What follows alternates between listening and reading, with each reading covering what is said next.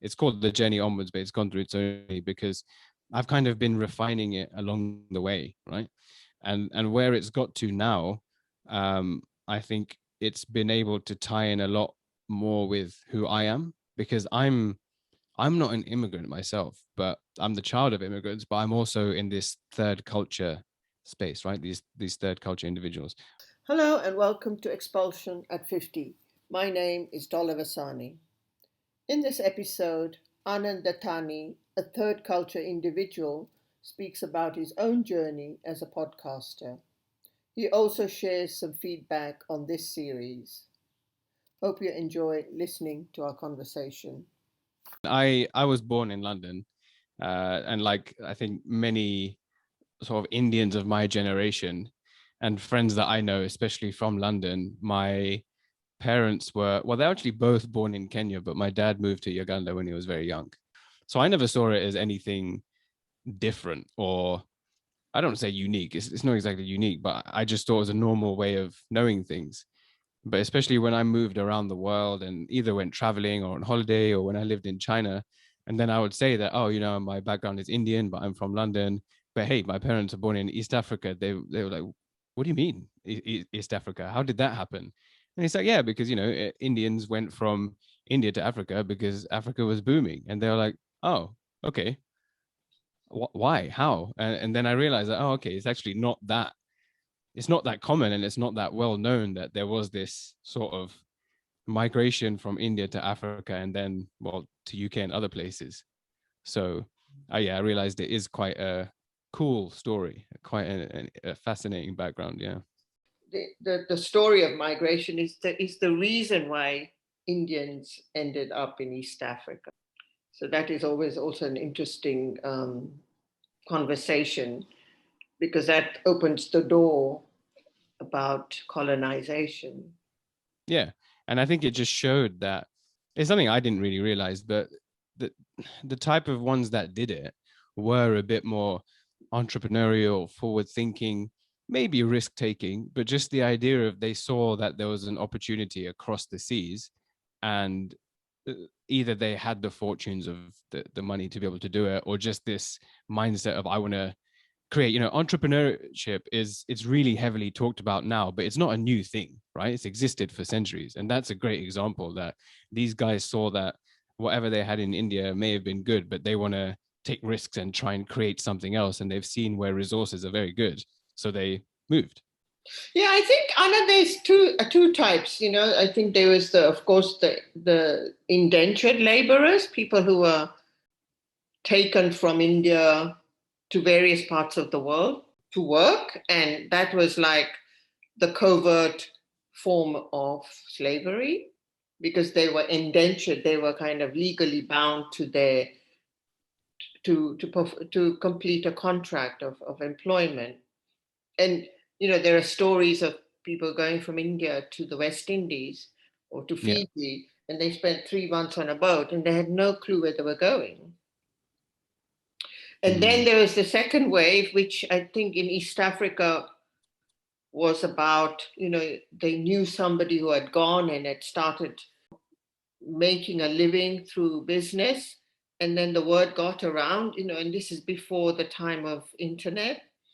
And then, single men took the risk, or if they were married, often they left their wives and children behind, Mm. and they went on the boat, from Gujarat to Mombasa.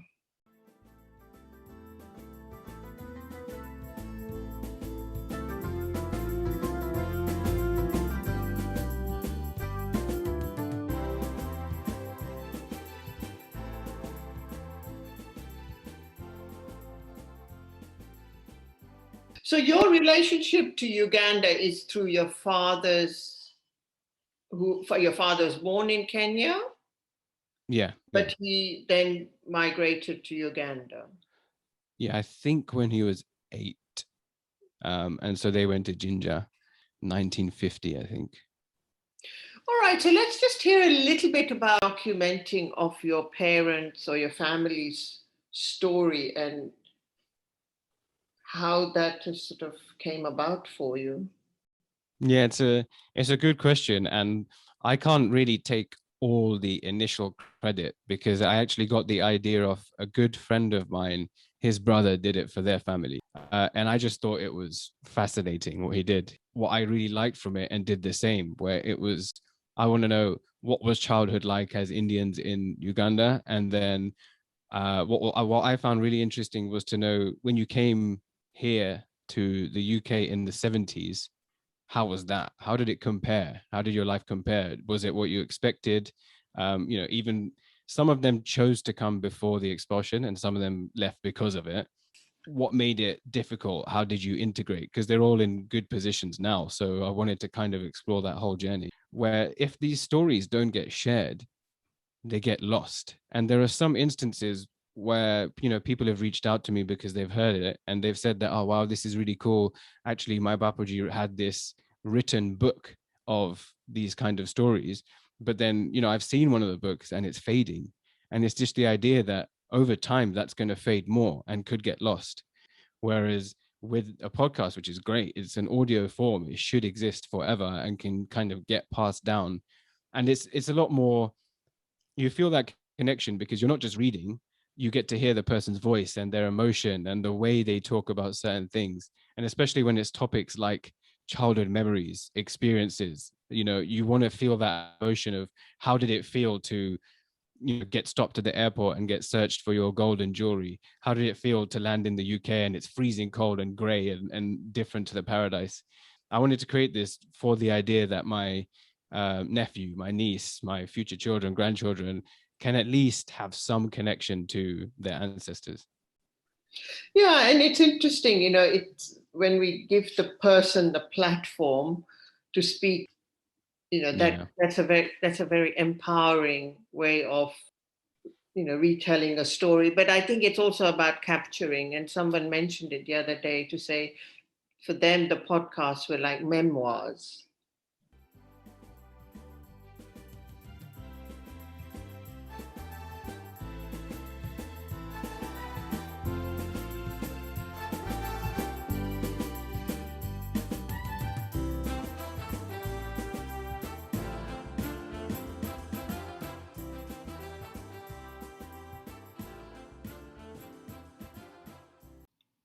So, Anand, how have the podcasts been received by your family members? And have there been any surprises for you? Told my cousin, and she was saying that of her time, uh, it was very much like not about sharing your kind of personal stories and what you've been through, right? It was, you celebrate certain wins, but you never talk about yourself, right? It was all about keeping yourself to yourself in that way. And she was saying it in a way of, whereas your generation, you have the open-mindedness, firstly to question more and to be inquisitive, but also to share your life experiences and stories. And part of that social media, right? Instagram is there, Facebook is there, where people are just sharing aspects of their life.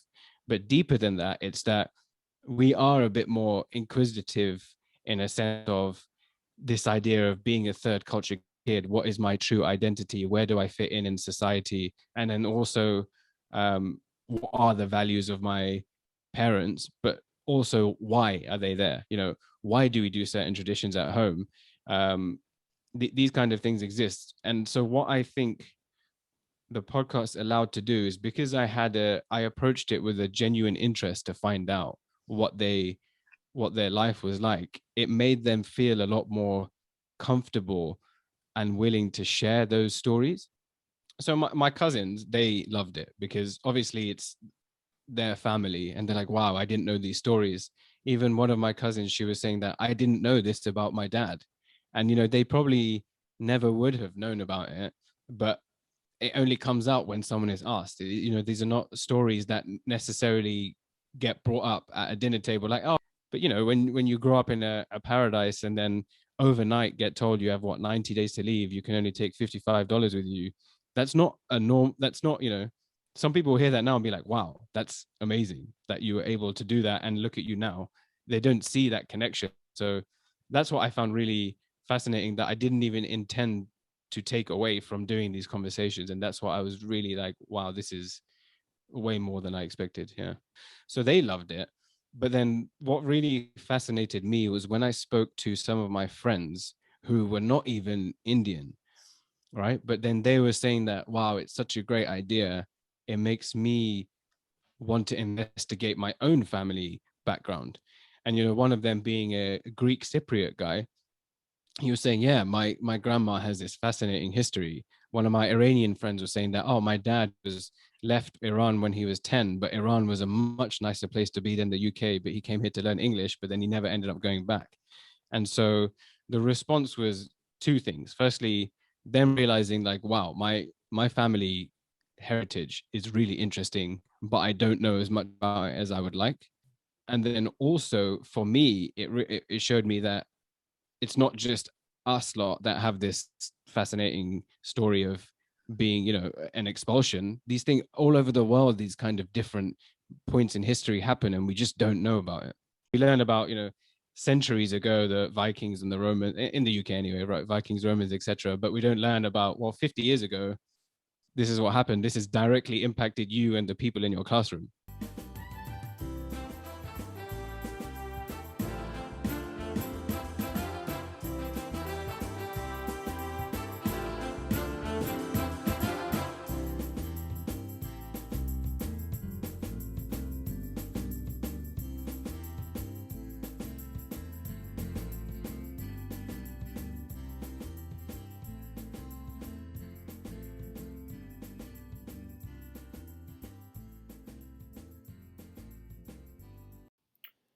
So I'm not sure how many episodes of Expulsion at 50 you've listened to, Anand. What have been some of your takeaways? Yeah, what I like is the variation that you have, which is why I think that it will fit in quite well with this 50th anniversary, because you're diving into some of the stories similar to how I did, but also, one of the episodes with Nima, someone, the Kalola Hill author, that's really interesting because you're also bringing out other people's contributions. So, she was inspired by the whole story of how like the name Kalola Hill came about. I think it means lonely or alone or something. I didn't know that. I'm right. And so learning about that, but also the fact that this book has been written, you're providing a platform like it's done for me to hear that this book exists. And because I have a natural interest, because it's connected to my family, it's something that I will read. And I feel that that is great for other people to have that medium to be able to extract other forms of being able to learn. But yeah, no, I like the fact that all of your guests are quite different. So it's not just someone telling a, a different adaptation of the same story. It's kind of, you spoke to a Belgian lady, and then, like I said, the Kalola Hill author, and then a few of your early episodes were similar stories to the way that my family told their stories of coming here and what they faced through at the airport, etc. So yeah, the variation is good. It's allowed me to see the same story, see the same event from different angles, especially, the Belgian lady. That's fascinating to see it from that point of view. So I like that you've done that. There have been so many surprises for me too. I love the fact that you open one door, then another one opens. It's also been a lot of fun. People have really been generous with their time and also shared such personal stories.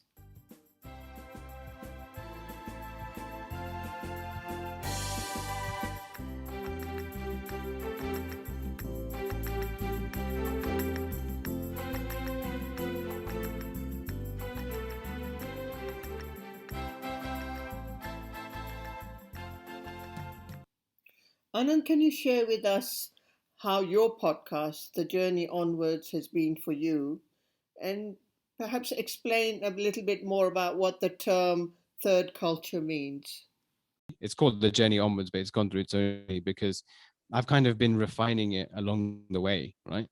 And where it's got to now, I think it's been able to tie in a lot more with who I am, because I'm not an immigrant myself, but I'm the child of immigrants, but I'm also in this third culture space, right? These third culture individuals, where I was born in a culture that's different to what my mom and dad's home country culture was.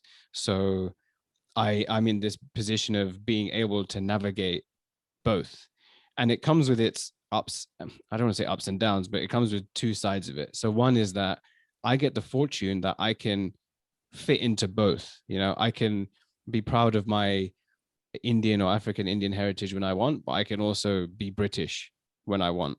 So I get to play both sides of the field in that way. But if I guess if you dig deeper, then it's, well, I fit into both, but am I really all of one? I'm neither of either. So I'm in both, but I don't really fully fit into either. So I'm in this kind of middle ground of who really am I? And that is a common trait shared by third culture kids or third culture individuals. Like I say, it kind of took some evolution and refining just organically, that I realized that that's what my real core passion is, to speak to people with this same kind of insight to share and just figure out what connects us. How do we perceive certain things? How do we view our family story? So again, going right back to the beginning of what I was saying, that some of my friends who are Greek Cypriot or other Indians or Iranians, someone from France with their backgrounds from Algeria, etc. They all have this different stories that lead to this same sort of existential questions that they probably are faced with. That's what I'm really, really fascinated to explore. It's the idea of you're living in this third culture experience, which essentially, kind of like you're saying, is this hybrid of the two worlds that you've grown up in. And then through then it will should naturally allow me to learn about these kind of different historical events. Like I say, my Iranian friend who I interviewed, who told me about his dad's kind of past from coming over from Iran, I probably would have never known about this unless he told me through being a third culture kid, just telling me why he is the way he is. So yeah, that's what's exciting for me. It gives me the scope to connect with other people who are thinking like me, but also just learn about so many moments in our recent history that I would have otherwise never had exposure to. Yeah, no, fascinating, fascinating. It's also about, it resonates with you because that's your identity Yeah, yeah. and that's your authenticity, and that from there comes the calling.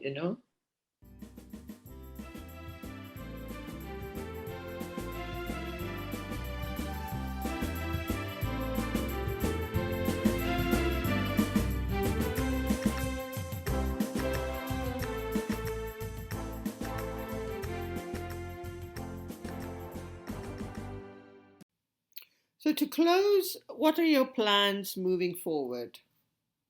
Yeah, so it's like the journey onwards. I think I'm going to make into this umbrella brand, because I have other ideas going forward of what I want to do.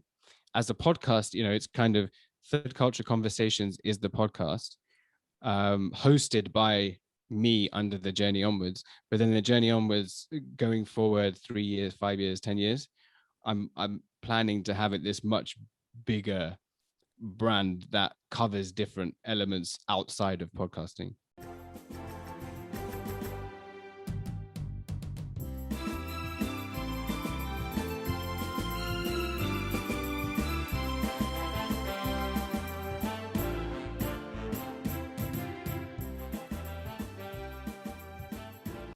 I put that song on, and then I remember texting my dad, and it must have been 2 a.m., 3 a.m., right?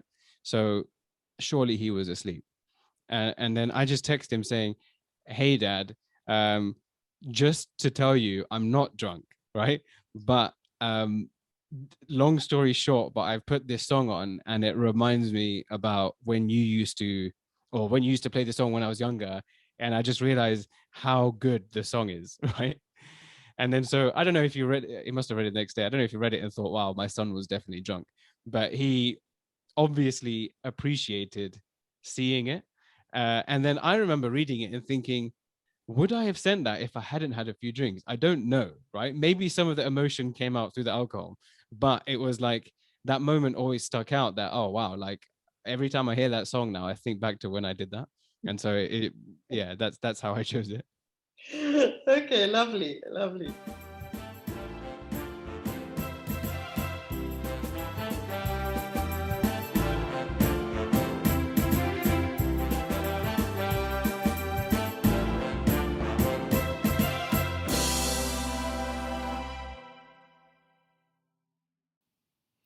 If you enjoyed listening to this podcast, please share it with your friends and family.